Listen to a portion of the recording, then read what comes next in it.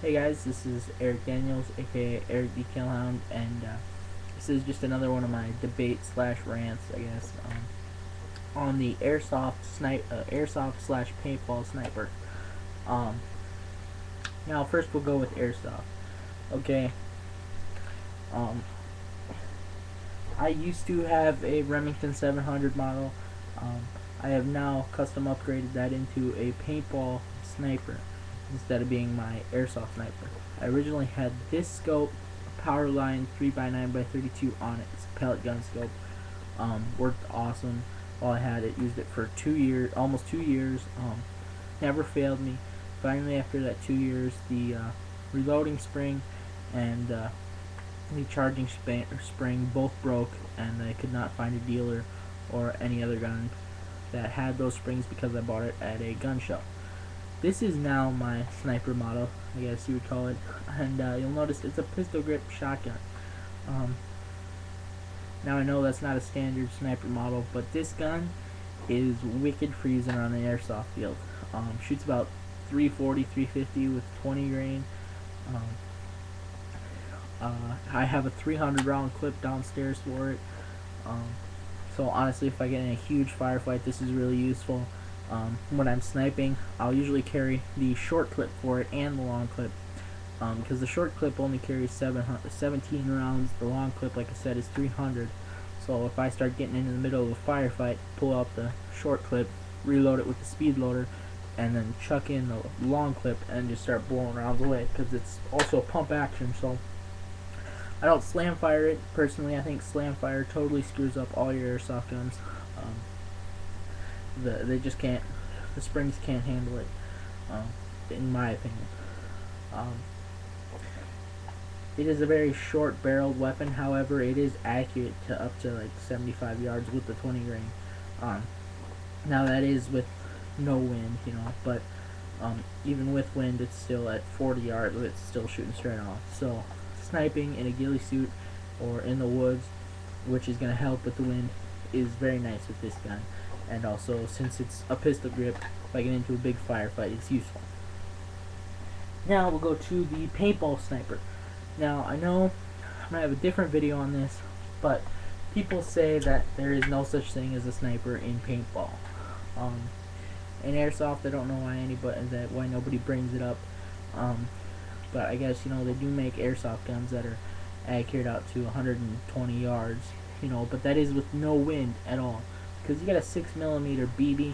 Even with a couple mile-an-hour wind, it's not accurate at all. Even so, versus a 68 caliber paintball in a 10-mile-an-hour wind in the woods, you can still be shooting accurate at 40 yards. So, and most paintball firefights happen within about 30, if not closer, down to about 10.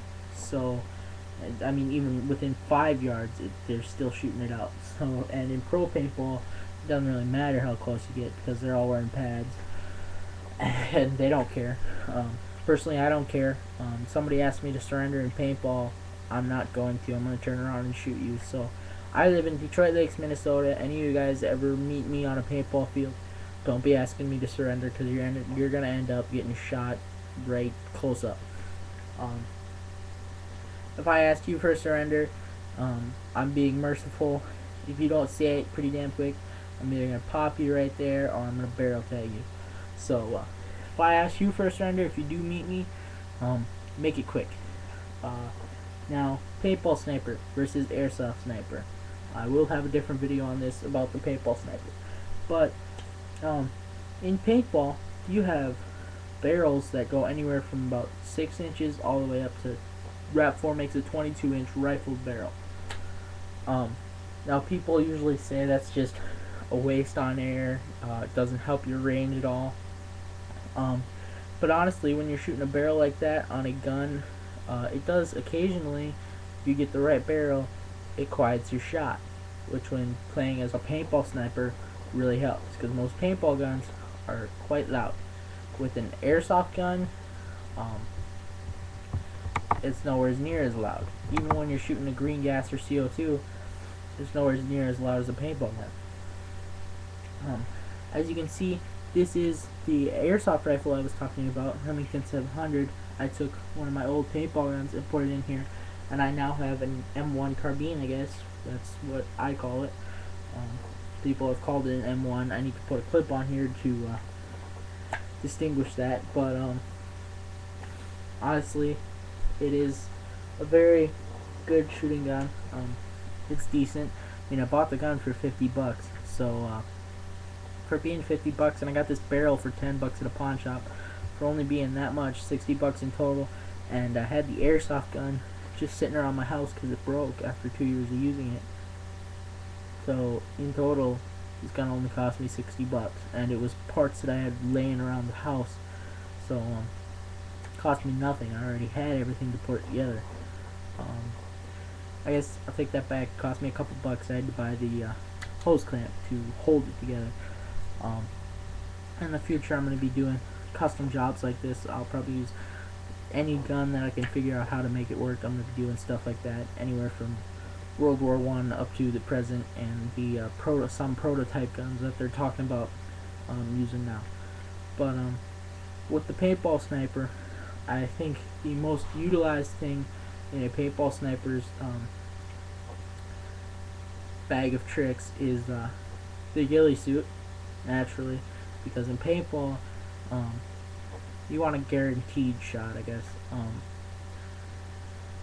I don't know why people think airsoft snipers are so much like there actually is an airsoft sniper versus a paintball sniper, because the actual definition of a sniper is an advanced infantryman. So don't know why airsoft doesn't get, you know, banged for this as much as paintball. But I think the paintball sniper's biggest thing in his bag of tricks is a ghillie suit, so he can get in close, get a guaranteed shot, and sneak away if he has to. Another thing is having a quiet paintball gun. Now I know paintball guns are quite loud, but you have the electros out there that are pretty quiet. The new electro-pneumatic guns that are highly customizable, like the SM8, the SP8, sorry, and the SP1, which my dad has an SP8, I have an SP1, which are both extremely quiet, and the barrels that Smart Parts makes for them are ingenious. I mean, they're amazing. Just the way they make them. I mean, even the original like 8-inch barrel that's on an SP1. You can park paint on something 35 yards away. Now, any farther, since it's a short barrel, drops off the plant. I got a 14-inch linear on there now. Check that out in one of my other videos. That barrel is awesome. I wanted to get the tactical because it's the original barrel for it, but the linear, I thought I was buying like a tournament gun tournament barrel because it's made for like the Vibe or whatever. And honestly, that barrel worked out a lot better than I thought it would. Those are probably the two biggest tricks for a sniper. Now, in with the ghillie suit, if you're not wearing a ghillie suit, you got to throw in stealth because that's part of it. So ghillie suit, stealth, and a quieter marker. Not scoped, because paintball, like I said, I don't know why airsoft doesn't get, you know, pummeled for this as much as paintball, but I guess I'll talk about some more of this later. But in my opinion, a sniper is just an advanced infantryman. For some reason, airsoft doesn't get beat up as much on this as paintball, and which is kind of ridiculous. Now, I've played sniper in both games. Like I said, I'll talk about it later because this video's, I don't have that much time left. But leave comments, text, video responses, whatever. Check out my other videos. Subscribe, whatever you want to do. If you're interested in paintball, I did start a group. Just check it out. That's pretty much it. If you live in the Minnesota area, including Wisconsin, Iowa, whatever, I do have my own paintball team, and we are going to Oklahoma D-Day next year. So if you need to be in part of a convoy to get down there or anything, don't expect us to help with money. But if you have the money, you can hitch a ride or just drive along with us.